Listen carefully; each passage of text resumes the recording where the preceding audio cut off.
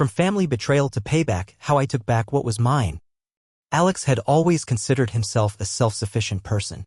At 32, he had a stable job in IT, a cozy apartment in the city, and what he thought was a strong bond with his older brother, Max, and his wife, Eliza. Life was good, or at least it seemed that way. Alex was proud of the life he'd built for himself, and he liked to think that his family shared in that pride, especially Max. After all, Max had been there for him ever since they lost their parents. It was a bond Alex never questioned until everything started to change. Then came the layoffs. The email hit his inbox like a punch to the gut. The company was cutting back, and Alex was one of the casualties. The shock was immediate, followed by a wave of anxiety. He never thought he'd be in this situation. He'd always been the reliable one, the one who never asked for help. But as reality settled in, so did the weight of uncertainty. Savings would last only so long. He needed to figure something out.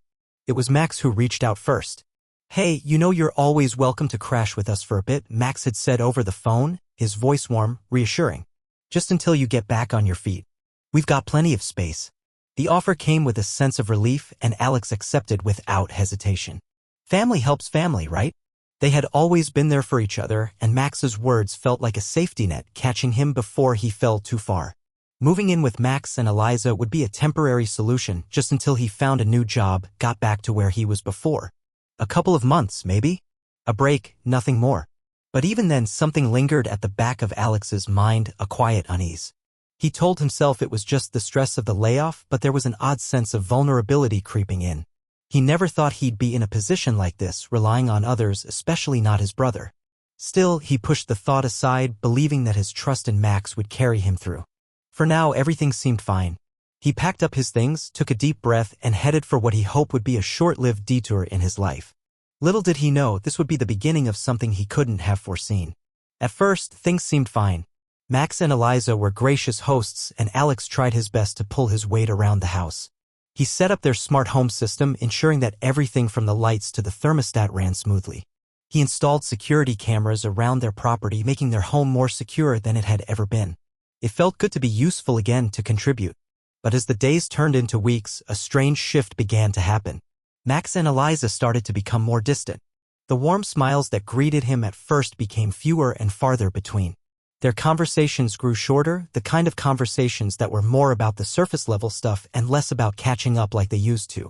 Alex couldn't help but notice the little things, the way Eliza would glance at him when he entered the room, her eyes narrowing ever so slightly before quickly shifting away. Or how Max, once so eager to chat, would suddenly be lost in his phone whenever Alex walked into the living room. It didn't take long for the tension to become more noticeable. Dinner invitations started to feel like an afterthought. At first, Alex figured it was just his imagination. Maybe they were busy with work, or maybe he was just being sensitive. But the whispers grew louder, even if they were still unspoken. One evening, Alex sat in the kitchen, sipping his coffee when he heard Eliza's voice from the other room. "I can't believe we're still letting him stay here. He's just a freeloader, living off us," she muttered under her breath. There was a pause before Max laughed, a dry, almost mocking sound. "Yeah, he actually thought we'd pay him back. What a joke." Alex froze, his heart sinking in his chest. His fingers tightened around the coffee mug, the warmth of the liquid suddenly lost to him. He didn't move, didn't make a sound. He was too stunned, too caught off guard to react. "Eliza, we can't afford to keep him here forever," Max continued, his voice dripping with disdain. "But it's not like he's going to do anything about it. He's not in a position to argue. Just wait until he realizes that loan's never getting paid back. Maybe we'll buy some new furniture instead." The words hit Alex like a slap to the face. He wasn't imagining it. They didn't just see him as a guest anymore. To them, he was a burden. Worse yet, they were making jokes about the money he had given them, the money he thought was helping his brother and his family. The loan he'd given for their house down payment now felt like a tool for their ridicule. Alex stood there, his mind racing. The sting of betrayal cut deeper than he could have ever prepared for. He had come here seeking refuge, trusting his brother, believing that family was all that mattered. But now it felt like he had walked into a trap, one that was slowly tightening around him. He wasn't sure how long he stood there, listening to the mocking laughter in the other room. But when he finally walked out of the kitchen, his hands were shaking, his chest tight. The house that had once felt like a safe haven now seemed like a prison. And what hurt the most wasn't just their words, it was the realization that the very people he trusted the most were already planning his exit. Alex thought he had seen the worst of it, but he couldn't have been more wrong. The cracks in his brother's and Eliza's facade were only starting to show, and what he uncovered over the next few days shattered any illusion he had left of family loyalty. It started innocently enough. One evening, as he sifted through some old paperwork while cleaning up the living room, he stumbled upon something that caught his eye, a folder tucked away on the shelf, labeled House Documents. He opened it absent-mindedly, thinking it might be something to do with their mortgage, a bill perhaps. But as he scanned through the papers, a wave of disbelief hit him. There, right in front of him, was a loan agreement. His loan. But something was off. His signature was there at the bottom of the document, but it wasn't his handwriting. The realization struck him like a lightning bolt. Max had forged his name. They hadn't even had the decency to ask. It wasn't just the money, it was the complete betrayal of trust. They had used him, manipulated him into thinking they were on the up and up, when in reality they had no intention of ever paying him back. Alex's heart pounded in his chest as he continued flipping through the papers. There were receipts, luxury items, designer furniture, and other extravagant purchases. All paid for with the money he'd given them for the house. Eliza had been right. They were mocking him behind his back, living a life of comfort while he struggled to get back on his feet. The truth was too painful to stomach. His hands were trembling now, but a cold clarity filled him. This was no longer just about a loan. This was about respect, about betrayal, and about taking back what was rightfully his. But before he could put his thoughts into action, the storm that had been brewing finally broke. It started over something trivial, sugar. He was in the kitchen, preparing a cup of coffee when Eliza stormed in, furious about the sugar jar being moved. It was a small thing, insignificant really, but the tension that had been building finally bubbled to the surface. "Why do you always have to mess with everything?" Eliza snapped, her voice rising with frustration. "Can't you just leave things where they are for once?" Alex's breath caught in his throat, his patience wearing thin. "I didn't move it. What's your problem?" She scoffed. "You think you can just live here, freeloading off us without any consideration?" Her voice was laced with venom now. "We don't owe you anything, Alex. You should have known better." That was all it took. The floodgates opened. Max appeared from the other room, his face flushed with anger. "You think we don't know what you've been doing?" he sneered. "You're just using us, leeching off our hospitality. You've been nothing but trouble since you got here." Alex stood there, shock and disbelief washing over him. But something inside him snapped. He wasn't going to stand there and let them tear him down anymore. "I'm not the one who's been taking advantage," Alex replied, his voice steady despite the rage bubbling inside. "You're the ones who've been using me, forging my signature, spending my money on things you don't need. You don't get to blame me for your greed." Max's face twisted with contempt. "You think we care about your money? We'll throw you out of here just like we did with your trust." The words were like a slap to the face. Alex's mind raced, his heart beating faster. The fight had escalated quickly, but he wasn't backing down. He wasn't the naive younger brother anymore. Without warning, Max shoved him, sending Alex stumbling back. "Get out," Max spat. "We don't want you here anymore. Nobody needs you." Eliza's sneer followed, sharp and cutting. "You're worthless. Just a burden. Get out." It all happened so fast. One moment, Alex was standing there, fighting for the truth, and the next, he was thrown out of the house, humiliated, his world unraveling in an instant. But this time, Alex didn't react the way they expected. He didn't beg. He didn't plead. Instead, he picked up his things quietly, his heart heavy with the sting of betrayal, but his mind clear. He was done being their punching bag. It was time to take control of his life again. And this time, he wasn't going to let them get away with it. The door slammed behind him, but in that moment, Alex knew something they didn't. He was about to make them regret ever crossing him. The days that followed felt strangely calm for Alex, almost too calm. After being thrown out of Max and Eliza's house, he settled into a new routine, staying at his friend Jake's place.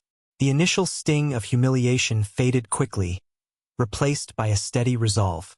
No more chaos, no more living in the shadow of family obligations. This time, Alex was in control. He wasn't the helpless little brother anymore. Jake ran a construction business, And when Alex had reached out to him, his old friend didn't hesitate to offer help. Over beers one night, they talked strategy. Jake had connections, people who needed IT support and tech solutions. With Alex's background in technology and security, it was a perfect match.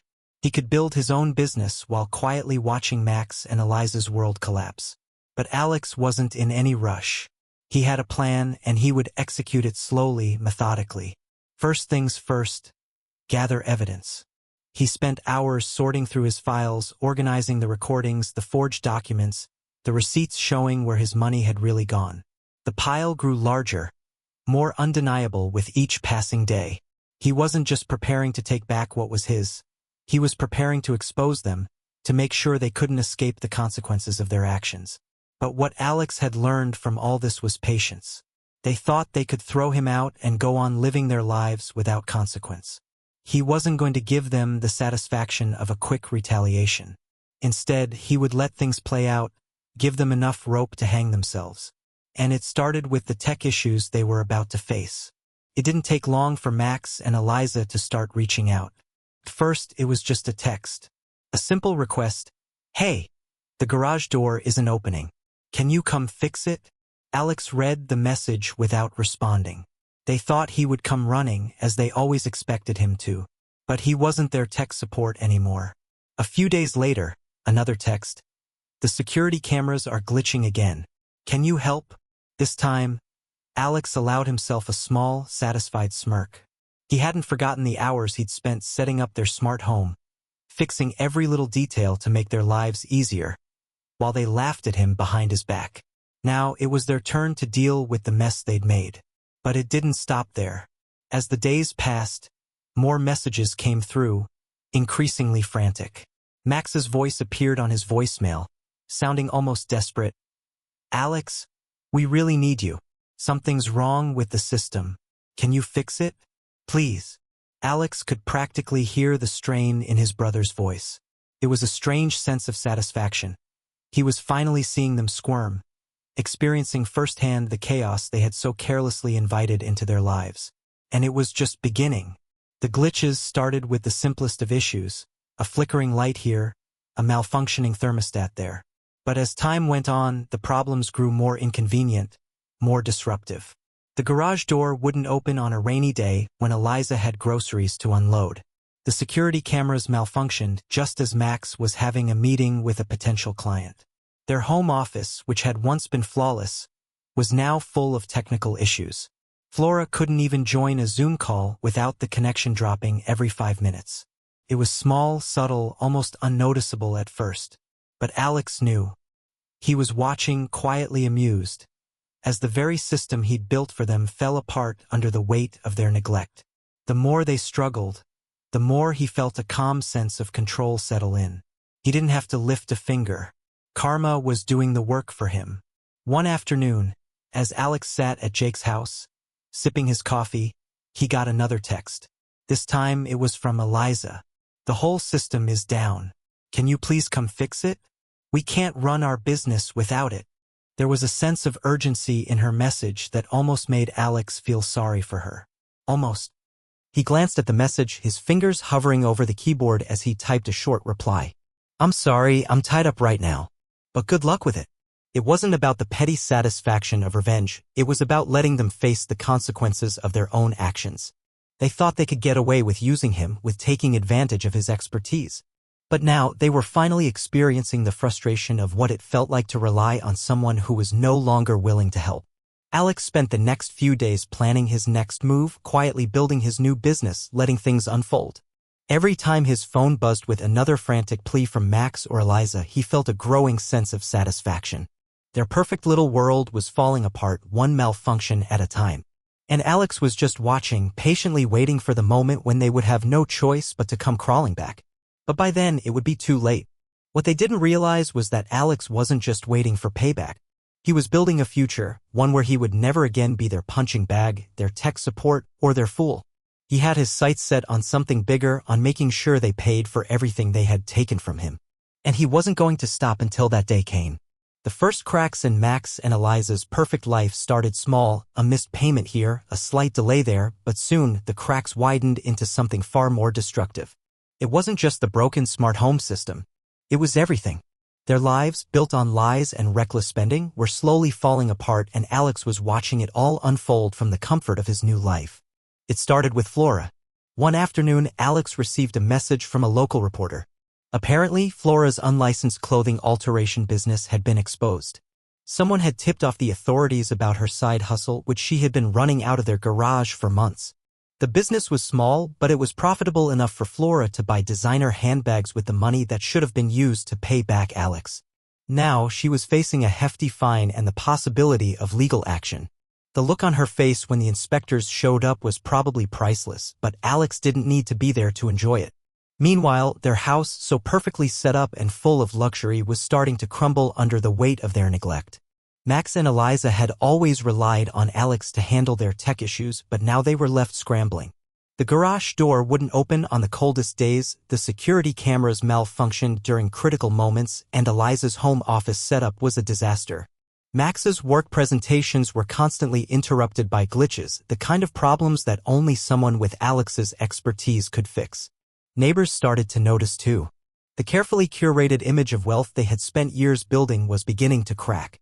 One by one, the neighbors began to ask questions about the sudden influx of unnecessary renovations and the extravagant purchases Max and Eliza had made. Word got around and people started connecting the dots. Alex's former clients, who had heard about the tech problems from Max and Eliza, started seeking him out for services instead. His new IT business was thriving, and it felt like sweet justice watching the people who had once dismissed him now come crawling back for help. Max, however, was becoming desperate. His company was on the brink of collapse, his personal life in disarray, and the mounting problems with their home system were only making things worse. His pride couldn't take it anymore. He called Alex, his voice laced with a venomous desperation. "You think you've won, huh?" Max spat through the phone. "You think you're the one in control now? You've ruined everything, our lives, our home. You have no idea what you've done." Alex stayed calm, letting Max's anger wash over him without reacting. His voice was cold and measured. "What I've done is simple. I've stopped fixing your problems. You've brought this on yourselves, Max.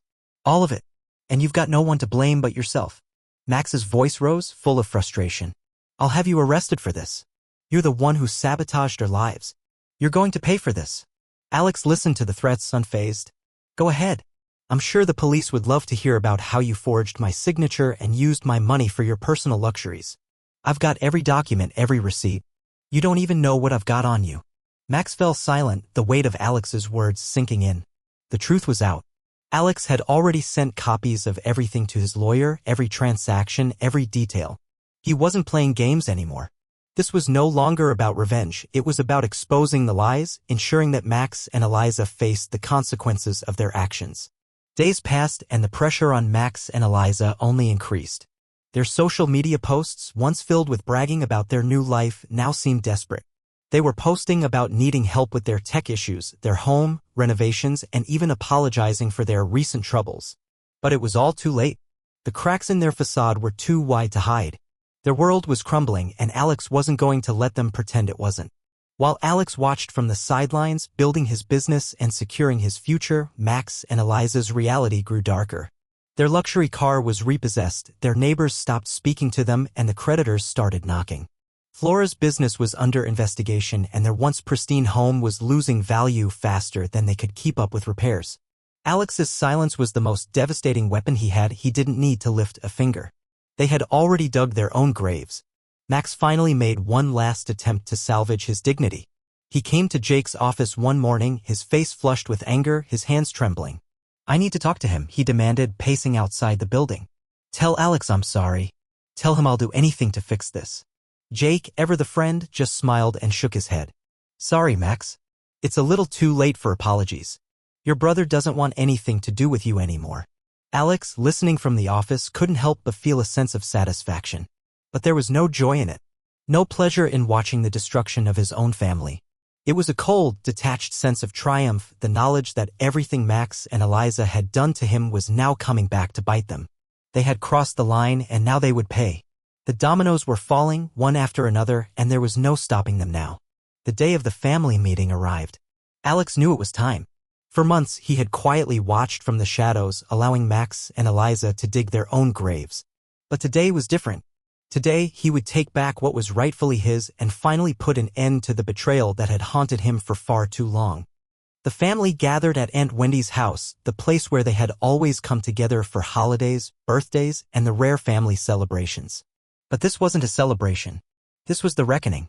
Alex arrived with a calmness that unsettled even him. He had all the evidence, records, documents, receipts, and recordings. The truth was no longer something they could deny. It was time to expose them all. As soon as Alex stepped into the room, all eyes turned to him.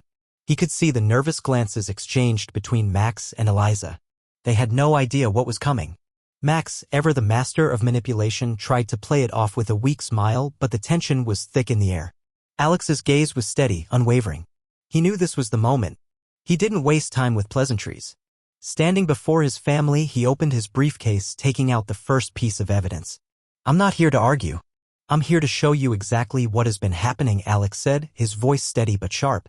"Everything I've been doing for you, everything I've sacrificed, has been used against me. And today, I'm going to make sure you understand just how far you've taken this." One by one, Alex presented the evidence, bank transfers showing the $45,000 loan he had given them for their house, signed documents with his forged signature, and the receipts for the lavish purchases Max and Eliza had made with money that wasn't theirs to spend. Each piece of paper he laid down was another nail in their coffin. The room fell silent as Alex spoke, his words measured, precise. There was no anger in his tone, just the quiet satisfaction of seeing justice unfold. "You spent my money on furniture, clothes, and vacations. You took everything from me and thought I wouldn't notice. You thought you could use me, and I let you for a while because I believed in family. But you crossed a line." Max tried to interrupt, but his voice trembled. "You don't understand. We didn't mean for it to go this far," he stammered, his facade of confidence slipping. You're just doing this to hurt us. We're family.